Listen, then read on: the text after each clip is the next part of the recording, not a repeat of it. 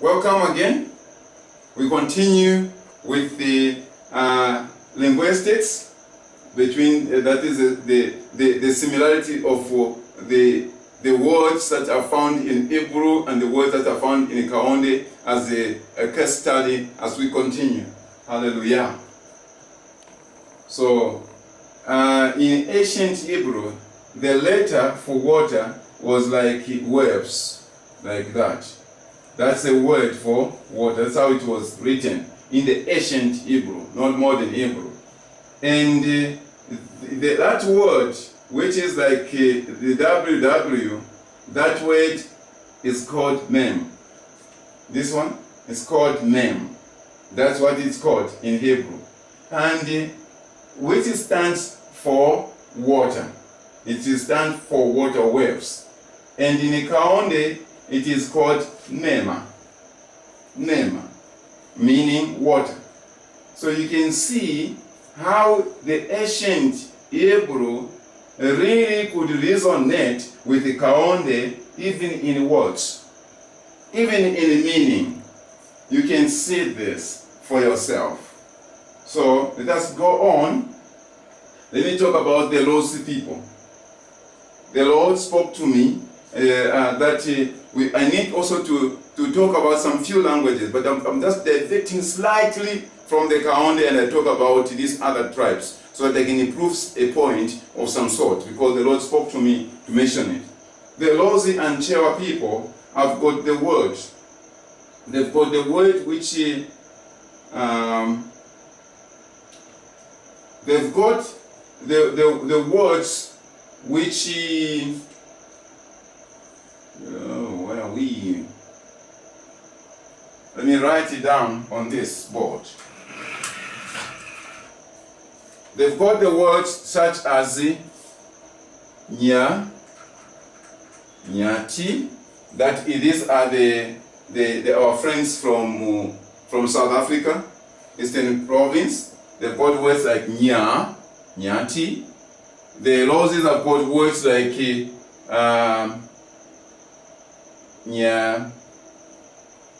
nyambe. I just want to mention this because the Lord spoke to me on these words. This word, because of being away from our tribe or our language for so long a time, we started missing in this pronunciation. And when you look for in the dictionary, you check up for the word nya, you will find they have written that all the people who have got this letter nya, they are quite special people. You need to know them. When you associate with them, you become blessed. That's what made me attracted to do a study on this word. When I did a study on this word, I quickly came that God spoke to me, and He spoke to me in the night. He said that the N used to be silent. The N used to be silent. But as years went by, as we mixed with other languages, other people who came from different places, it started becoming so prominent in terms of the sound. So that's why it became nyati. It used to be like that. It used to be like Yah, which stands for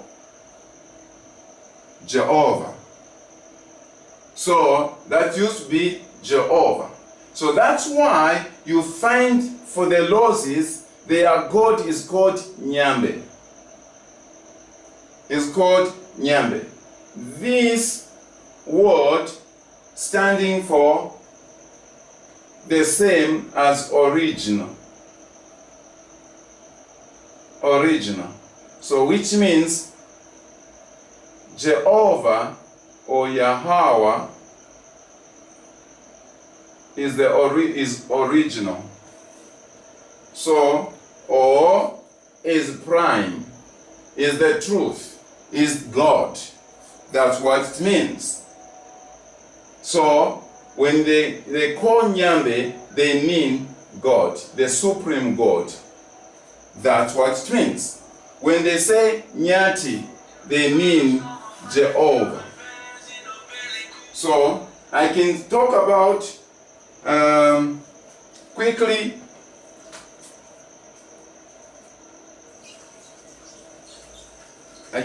talk about another term. And a term I can talk about here is let's talk about this. I've been coming across this type of words like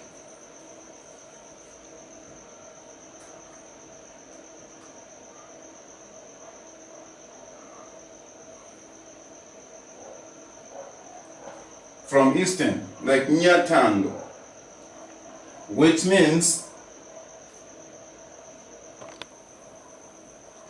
Jehovah. I don't know what this means, could be love.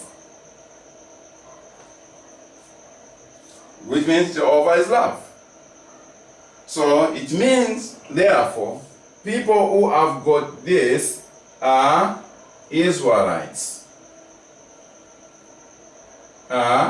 Israelites. People who have this are Israelites. People who have got this are Israelites. That's what it means. The Nyatis are Israelites. That's what it means.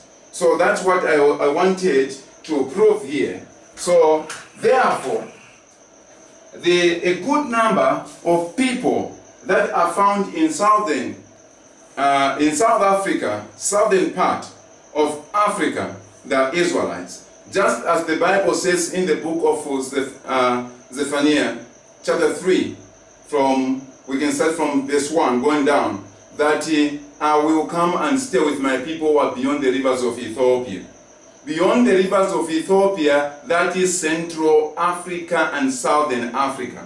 And he said, I will stay with them because I had to banish them, send them away. And then others I had to disperse them all over in chains, all over the world. I will come and stay with them. I will gather them up towards the times of the end. So where are the people of Israel? They are in Africa. They are scattered, others are scattered all over the world, and they are able to know them. The DNA is able to trace the people. Hallelujah. So, when I say hallelujah again, I need to say something here. I need to tell you about the word hallelujah. You always say this word as hallelujah, hallelujah, hallelujah, hallelujah. You always say hallelujah. When you say hallelujah, this, it has got no meaning at all. It has got no meaning at all. A lot of things that we speak as Christians, they have got no meaning in the kingdom. Because who is this? We don't know him. Of course, God has been answering to nicknames all the time. So even in this case, God will still answer to a nickname. But the correct word is supposed to be hallelujah,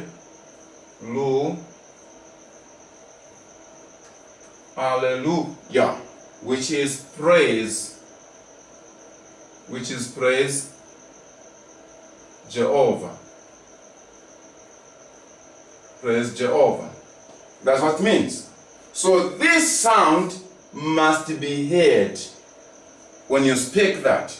Must be heard all the time. Must be heard. When you say Daniel, you say Daniel. So this is a god of the Canaanites. That's a god of Canaanites. But the correct one is supposed to be like that. The correct one is supposed to be like this. Dania. Or Dania. Or Dania. That's the way it's supposed to be. The Yah must be heard, not this word, but Yah must be heard, standing for Jehovah. So the rest on this type of words, you are able to do your own research and add on them. Now let us move slightly more. I'm not going to talk much of, let me move on. This one, I talked about this sometime in the last clip, talked about this.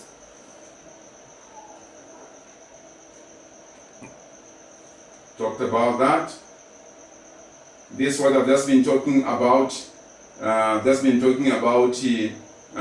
So the root words then nya, we have nyambe, names or Bantu names, roots like nya, where the N supposed to be silent to produce ya, and not nya, but ya in sound. So like the word I've just been mentioning, which is like ya tando, which is Yahweh is love, or Yahweh is love. Therefore, in most pronouns like that of names in the objects which has got nya would stand for Yah or Jehovah. This revelation was given to me in one of the mornings. Hallelujah.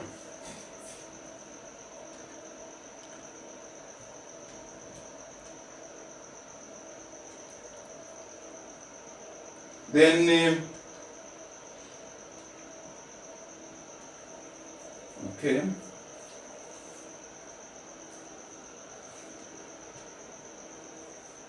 Okay, now I think let me talk about a number of other words. A number of words. Oh, sorry. A number of words which are similar in Kaonde and Hebrew. So there you find Hebrew, you find the Kaonde word and then the meaning. So like the word Perez. The word Perez is one of the ancestors of the Israelites. And this Perez, what it stands for was when the nations were divided. So it stands for Pelesho. In the Kaonde it's Pelesho. Perez is Pelesho, which means end, or which means you have come to a place whereby things are not going to continue the way you look at them. One phase is going to change in one way, a major change. So that's what it means. And this word in Hebrew and this word in Kaonde are similar and have got the same thing. You are able to read here. I've got some references there. So then we've got the word, the name as Alon. Alon. Then Alon just is in another Bantu language. It is Aruna. Haruna. Aruna.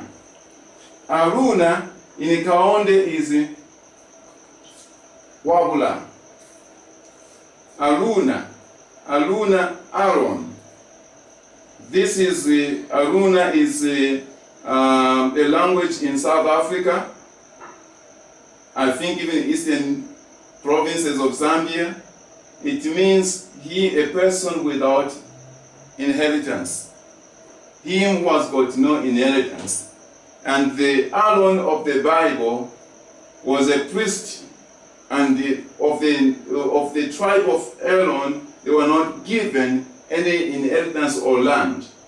Then you've got the word Moses. Moses in Kaonde is Mijij. It's Mijij, Mujij, meaning the reeds of the river. So those reeds which they put Moses on is called Mijij, which is where Moses comes from. So you can see how similar the sounds are. You've got Adama, Dama, that's where Tanda, Dama. Dama means earth, Dama, Tanda. Dama, Adama, thunder, meaning the same sounds are so close to each other, and they both mean land or earth. Then you've got a word.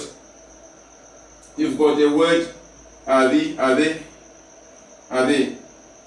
The word Adi in Hebrew, it is wicked, and in Kaonde is bibi or bib. B, it means bad. Bibi, it means bad. That's what it means. Let me break off. We continue.